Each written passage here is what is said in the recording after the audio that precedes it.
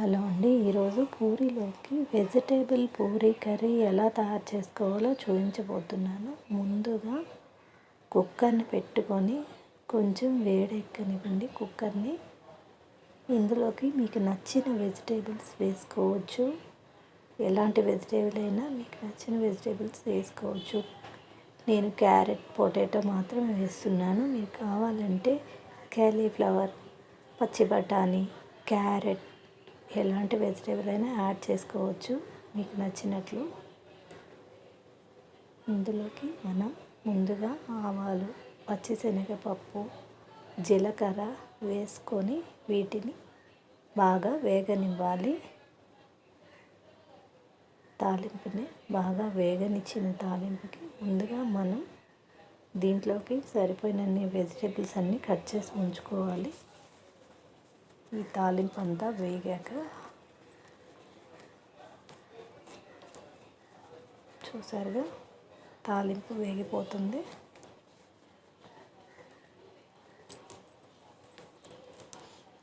ముందులో కట్ చేసి పెంచుకున్న క్యారెట్, పచ్చిమిర్చి, పొటాటో, ఆనియన్, టమాటా వేస్తున్నాను నేను. ముందుగా ఉల్లిపాయలు వేసి కొంచెం దోరగా మగ్గనివ్వండి. ఉల్లిపాయలు బాగా దోరగా మగ్గించుకోవాలి. వేగి చక్కగా చిన్న మంట మీద మగ్గనివ్వండి ఉల్లిపాయలని. 2 నిమిషాలు వేగాక ఇందులోకి మనం కట్ చేసి ఉంచుకున్న అన్ని కూరగాయలని వేసేసుకోవాలి. టమాటా, క్యారెట్, బంగాళదుంప, పచ్చిమిర్చి మీరు కారానికి సరిపోయినంత వేసుకోండి. 3 లేక 4, కొంచెం కారం ఎక్కువ తినేవాళ్ళు 5 కూడా వేసుకోవచ్చు. ఈ కర్రీ ఒక 2-3కి కరెక్ట్గా సరిపోతుంది. 1 క్యారెట్, 1 మీడియం సైజ్ పొటాటో, 1 టమాటా, 2 ఉల్లిపాయలు, 4 పచ్చిమిర్చి వేశాను నేను. ఈ కూర 3కి చక్కగా సరిపోతుంది. ఇందులోకి ఉప్పు, పసుపు. ఉప్పు కొంచెమే వేసుకోండి, సరిపోకపోతే మళ్ళీ వేసుకోవచ్చు. ఈ కర్రీలోకి ఉప్పు ఎక్కువ పట్టదు, తగ్గించి వేసుకోండి.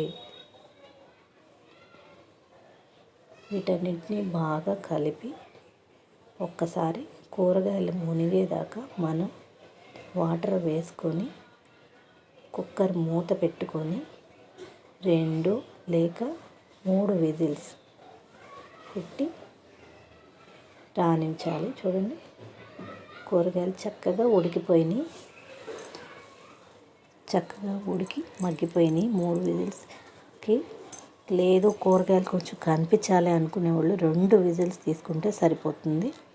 ఇప్పుడు స్టవ్ ఆన్ చేసుకొని వాటర్ వచ్చినాయి కదండి, ఆ వాటర్ని కొంచెం ఎగిరిపోయేదాకా స్టవ్ ఆన్లోనే ఉంచుకోవాలి.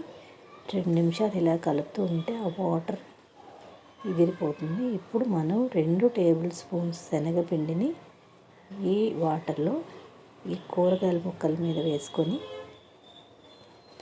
2 నిమిషాలు కలుపుకోవాలి. చూస్తున్నారుగా శనగపిండి బాగా కలిపడం వల్ల ఇప్పుడు స్టవ్ ఆఫ్లోనే ఉందండి. శనగపిండి మనం బాగా కూరగాయల ముక్కలకి కలిసేలాగా తిప్పి 2 నిమిషాలు కొంచెం కొత్తిమీర వేసుకోవాలి. ఇష్టం ఉన్న వాళ్ళు కరివేపాకు కూడా వేసుకోవచ్చు. కరివేపాకు అయితే ముందే తాలింపులో వేసుకోండి, కొత్తిమీర కాబట్టి నేను లాస్ట్లో వేశాను.